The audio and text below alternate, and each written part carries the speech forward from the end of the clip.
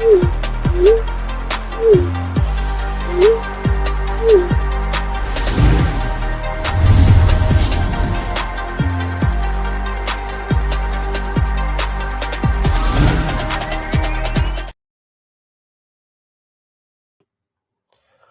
right. Good evening to those of you on the East Coast. Good afternoon to those of you on the West Coast. Welcome to Movers and Shakers Unlimited. And if you are taking a look at the title, we have a terrific show on tap for you guys and a terrific guest. If you're taking a look at the title, you'll know that we'll be talking about AMC's Talamasca, the secret order. And I do have a special guest joining us to talk about this show that is what I guess just about halfway through its first season. So without further ado, let me get into welcoming today's guest. Today's guest is an accomplished screenwriter, director, and producer who is most widely recognized, more than likely, for his work in film, particularly with 2009's The Blind Side, which he wrote and directed. However, he has logged far more impressive works in his career, such as writing and directing Hard Time Romance, directing A Perfect World, The Rookie, co-writing and directing The Alamo, and also writing and directing most not too long ago, The Little Things, which he, as I said, wrote and directed. However, these days you will find him as a showrunner for Anne Rice's Talamasca, The Secret Order, which exists in the thriving Immortals universe that includes the likes of the Mayfair Witches series, as well as the Interview with the Vampire series. It is my pleasure to welcome back to the show. I know it's been a minute, Mr. John Lee Hancock. Let me bring him on now. John, hello. Oh, I think you're muted, sir. Go ahead. Go ahead. I think you're good now. Go ahead. Yes. Yeah, I can hear you. Can you hear me? Okay, great. Hi. I can't hear you. You're muted. No, we're good. We're good. Okay, sorry. We're good. But how are you doing, sir? I know it's been a minute. It's good to have you back. It's great. I'm doing great. Just staying real busy, which is nice. And yes. You know, and headed for the holidays. So lots of activity out here. And looks like it's gonna be 8 straight days of rain. So Oh wow. Los Angeles. Okay. We're not used to that. Well, as I said, welcome, back, and it's great to be able to talk about this universe, this Anne Rice Immortals universe. Just to get the ball rolling, can you, just share briefly entering into this secret order, so to speak? Can you talk of like the formation of this series, like the genesis of it? Yeah, a good friend of mine, Mark Johnson, who I've done several movies with, and produced my first movie that got made that I wrote, didn't direct, A Perfect World, in the 90s. He called me and said, are you an Anne Rice fan? And I said, yes, but I'm not a diehard fan. I haven't read all of her books. She's written a lot. Yes, yeah. And said, because he is the producer of both Mayfair Witches and Interview with the Vampire over at AMC. At AMC before that, he had produced Breaking Bad and Better Call Saul. So he was very ensconced at AMC and said, I think there might be an opportunity here for another show in the universe. And although it's not based on a book, there's no book that Anne Rice wrote about the Talamasca, which is a secret organization of mortals that kind of maintain and try to chronicle and maintain the equilibrium in the immortal world with witches and vampires and other supernatural beings. Sure. So he said, so you kind of have free reign to make up a story, because even though the Talamasca is mentioned in several books, there's no book about it. And the organization is loosely talked about, specifically its origins, but the day-to-day operations aren't really in play in the book. So I looked at it as an opportunity to do something fun. And I said, well, could I turn it into a spy show? And he said, yeah. And I said, well, I want to do Jean Le Carré and, with a vampire and a witch every once in a while. Gotcha. And, in talking about, this series, and just as you mentioned of this, larger universe, so to speak, can you talk a bit about I'm sure there are luxuries to having, that sandbox that you are, part of, but also some challenges as well. So if you care to share, just the idea of having those luxuries and challenges equally, in terms of having this story, which, as you said, there is some freedom there because you're able to establish some lore, with this show. However, there are some things that are already established that you kind of have to contend with. Yeah, that's true. I would say the main thing you have to contend with is you have to make a decision early on. Are you in the same world as they are? In other words, is this happening at the same time? Are these happening a little before, a little after, but roughly the same time? And so we made a decision that yes, our show was on a timeline with both shows, not step by step, but falling just behind Interview, for instance.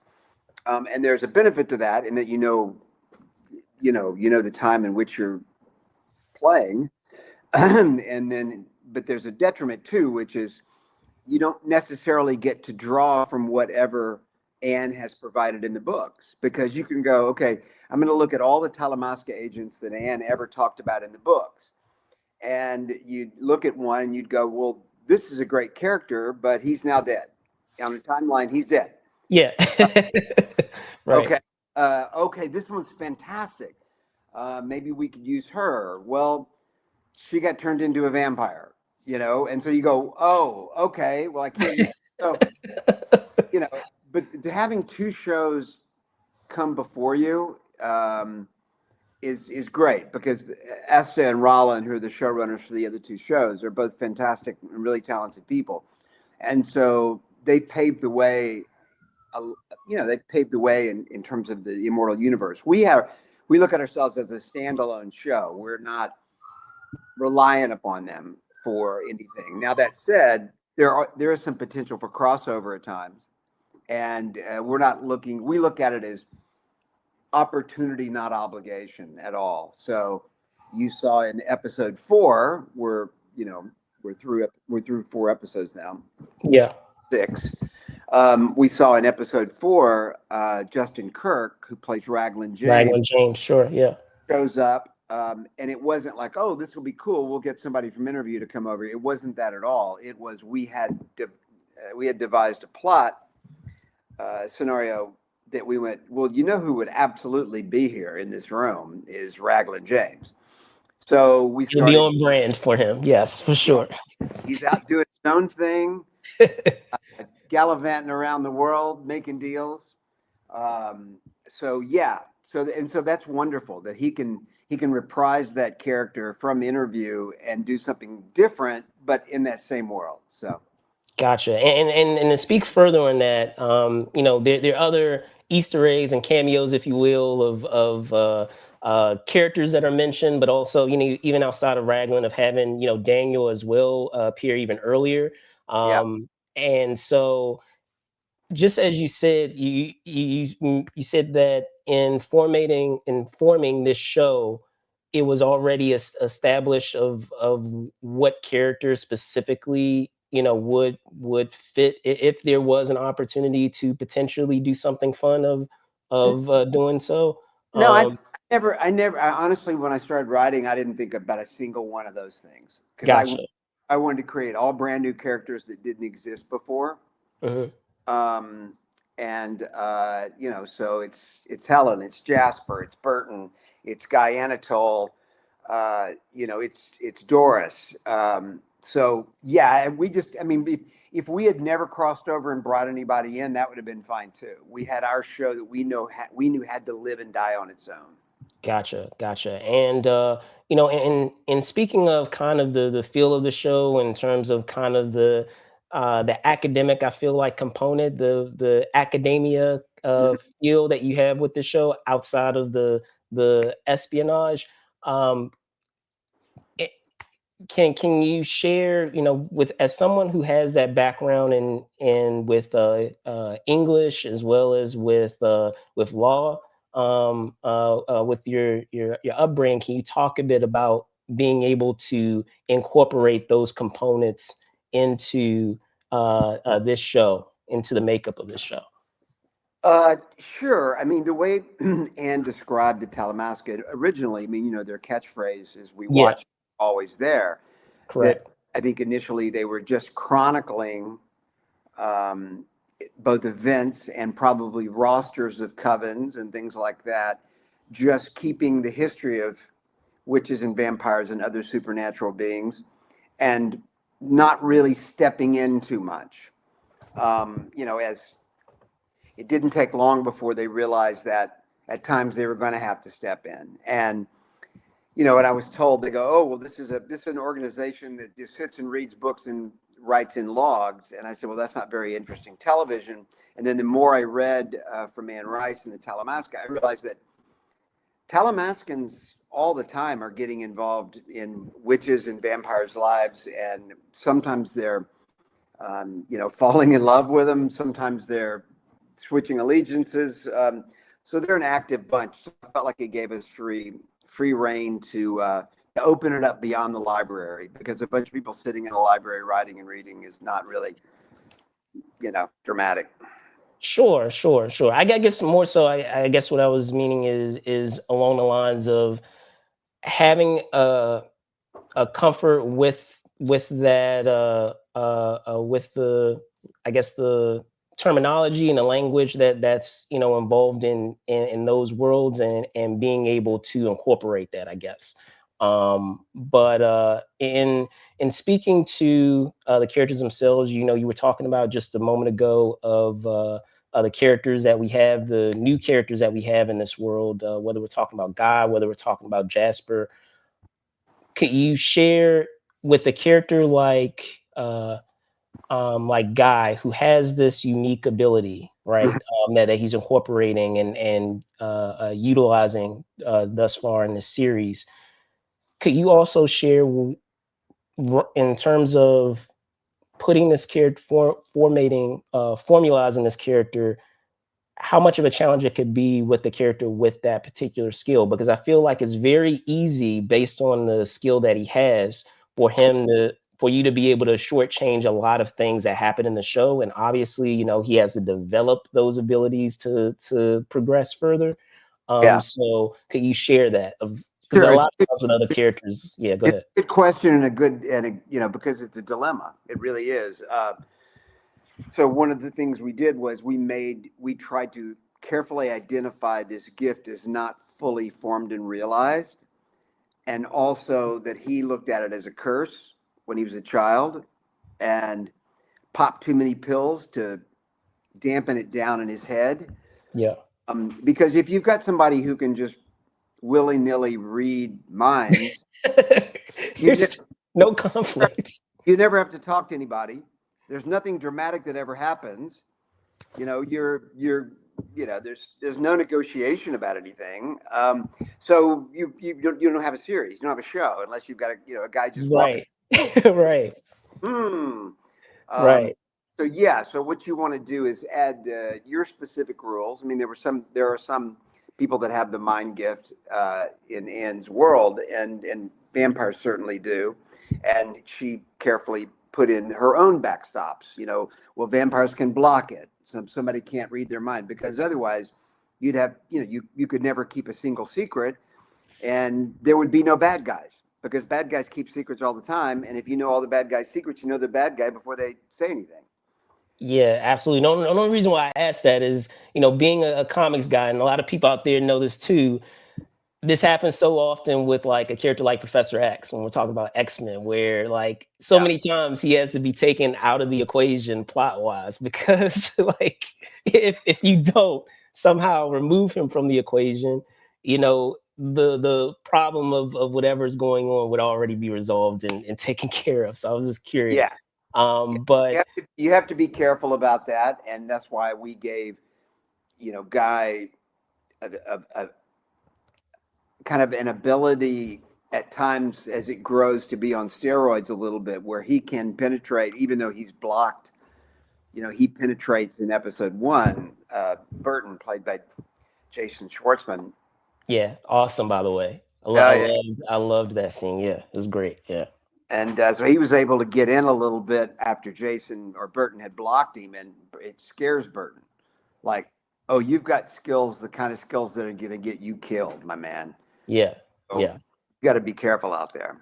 Yeah. So, and speaking to that, because you mentioned this, again at the top, is being able to plot that journey. Um, I'm assuming, because you mentioned offline of working on season 2, which is awesome. Um, We uh, haven't been greenlit yet, but okay, they've okay. approved us to sit in a room and talk about all the stories you want to tell and to talk Okay, about. okay, fair enough, fair enough. But being able to plot, I guess the abilities to show that there is an evolution, but yet still giving you runway to allow a lot of the stories to happen without him becoming like overpowered. Yes, we've been pretty good with him in terms of that. I would say there are lots of these kind of problems in a supernatural show. That being one of them. Another is, vampires and sunlight, and that works a hardship on you if you've got, a vampire on the run. They can't go 24 hours straight unless they're, if they're in the trunk of a car or whatever. You have to think about all those kinds of things. And then how long before they need to eat. Every vampire's slightly different about that. Feeding schedules, and all kinds of things like that. And then that works a way into production too, because you go, well, when we're shooting in the UK, when you shot nights, you got kind of less time to shoot. So you go, oh, well, we've got a vampire show, so we're going to be shooting a lot of nights. When you would, be on a schedule, you'd go, boy, it'd be wonderful to shoot days. So, you would shoot interior vampires during the day and exterior night. Gotcha, gotcha, gotcha. Now, with our trio of characters, at least thus far from what we've had in the first 4 episodes, we kind of have this trio, if you will, of Jasper, Helen, and Guy. And the thing that has been fascinating thus far, in those 4 episodes, is just that idea of them being, despite however way their upbringing was, there is some sense of camaraderie and some sense of connection there, of them all being orphans in some shape or form. So could you share that component with their characters, and how it will be fun to kind of allow that thing uh that bonds them together in this story. Yeah, they all come from broken families. That's the similarity they all have. In terms of Helen and Guy, Helen has kind of been around his whole life from a distance, curating it. Who knows exactly? Maybe she was probably at his high school graduation. He never met her before, but she was carefully curating his life. Sure. And she has never had been married. Never had any children. She's married to the Talamasca, and Right. herself was, orphaned when her parents died in a car crash. And she and her sister were, were orphaned. So Yeah. Yeah, for sure. And I was going to say the same with the unfortunate matter of how Jasper shares his origins as well. In in speaking to, uh as I said at the top, that we're halfway through, this season. Obviously, I know that there's a lot that you want to allow audiences to be able to, enjoy for the remaining part of the season. Are there any things that you are excited about that have yet to come down the road, without obviously spoiling it, that you're, vicariously looking forward to, with audiences being able I to enjoy? yeah, I think the last two episodes. I mean, we've got a lot to bring together. If you've seen the first four, there are a Yeah. lot of questions out there hanging, and search is ongoing, and I think I don't know. I'm very excited for people to see both 5 and 6 because there are a lot of surprises. All right, cool. Awesome, awesome, awesome. Now, you I don't know if you're able to talk about it now, but I know you had mentioned it, so maybe you can in talking about, what's coming, next for you. Obviously, you have, this big big train of Talamasca, this secret order, but from what I understand, you also have a film. Are you able, is it still early days now, or are you able to talk You know, briefly what that is? I do adult dramas, and they don't really make them that often anymore. Okay. It's kind of like movies in the theaters are all event movies. They're almost all superhero kind of movies. Yeah. And hard to get. It's hard to get. So it's hard to get them made. It's hard to it's just hard to get them made. So you struggle, and it takes years sometimes. And there's one that I've been working on for several years, and have written tons of drafts, and it's almost come together 3 or 4 times. And I'm not going to say the name of it because it'll jinx it, but it looks Fair like enough. it might just come together. And Okay. it's a true story. I've done a bunch of movies that are true stories that are about real people. So this is another one about real people and something that actually happened, which is kind of fun. Cool, cool. Yeah, I do not want to jinx it for you. I remember, you being back here and talking about the little things and Mm. how much of a journey that was. That's if anyone, have a chance to look back at that interview of man, like back if memory serves, like early '90s, where we talked about the little things, and then, finally, decades later, being able to get that going, but You have to got be going. you have to be patient, and you've got to have a lot of irons in the fire. Because it's tough. It's a very tough time for the industry. Just as I know a lot of people that are out of work. So Gotcha, gotcha.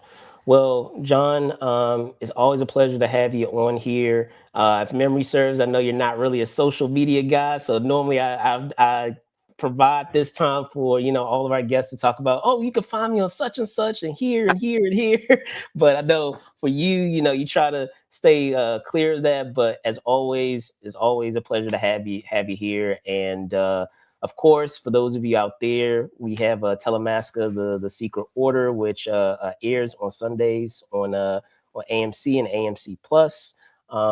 As I said, we're 4 episodes in, so episode 5 will be dropping tomorrow. yeah, Yeah, awesome stuff, awesome stuff. So, John, as always, thank you so much, and till next time. thank you, Brandon. Stay well. I appreciate your support regarding the show, man. Absolutely. Bye now. Bye bye.